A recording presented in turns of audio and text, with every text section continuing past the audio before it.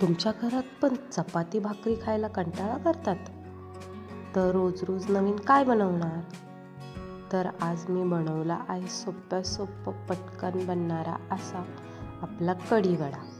तर कढी ही उन्हाळ्यात उत्तम आपले ऊर्जा देणारा स्रोत आहे.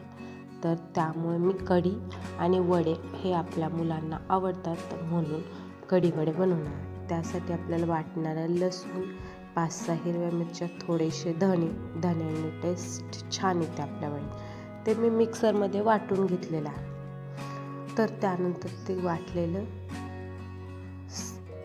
ठेचा आपण साईडला ठेवला. त्यानंतर पॅनमध्ये तेल घालून जिरे मोहरी घालून आपण जो वाटलेला ठेचा होता तो घालून छान असं परतून घेतला आहे, जेणेकरून आपली मिरची टचटच लागणार नाही. त्यामध्ये अर्धा चमचा हळद, थोडासा ओवा आणि कढीपत्ता घालून मी त्याच्यामध्ये जे स्मॅश केलेले बटाटे होते ते घालून आपण छान अशी भाजी मिक्स करून घेणार आहोत.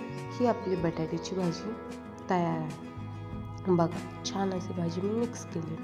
त्यानंतर आपल्याला वड्यांसाठी जे लागणारं बॅटर आहे त्यामध्ये 2 वाटी बेसन पीठ, थोडंसं तिखट, मीठ आणि ओवा घालताना तो चोळूनच घालायचा, जेणेकरून त्याचा स्मेल त्या वड्यांना लागतो. त्यानंतर मी जेवढं पाणी हवं आहे तेवढं घालून छान असं बॅटर बनवून घेणार आहे. बघा, त्याच्यामध्ये गुठळ्या राहणार नाही याची काळजी घ्यायची, जेणेकरून आपले वडे छान बनतील. नंतर आपण जी भाजी केली होती मी ती थंड करायला ठेवलेली. ती भाजी आपली थंड झालेली आहे आणि छोटे छोटे गोळे करून त्याचे मी छान असे वडे करून घेणार आहे. बघा, आपल्या स्क्रीनवर दाखवल्याप्रमाणे मी छान असे वडे करून घेतले. 5-6 बटाट्यांमध्ये कमीत कमी 10 ते 15 आपले वडे बनतात. तर 3 ते 4 लोकांना इनफ आहे. त्यानंतर मी जे बॅटर बनवलं होतं त्यामध्ये अर्धा चमचा बेकिंग सोडा घालून आता आपण वडे तळणार आहोत.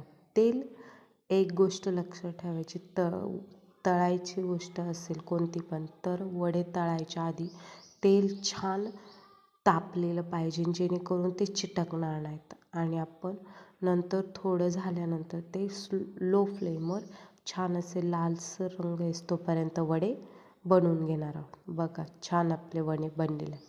तुम्हाला अशी छान रेसिपी आवडत असेल तर आपल्या चॅनलला सबस्क्राईब करा आणि कढीच्या रेसिपीसाठी कमेंट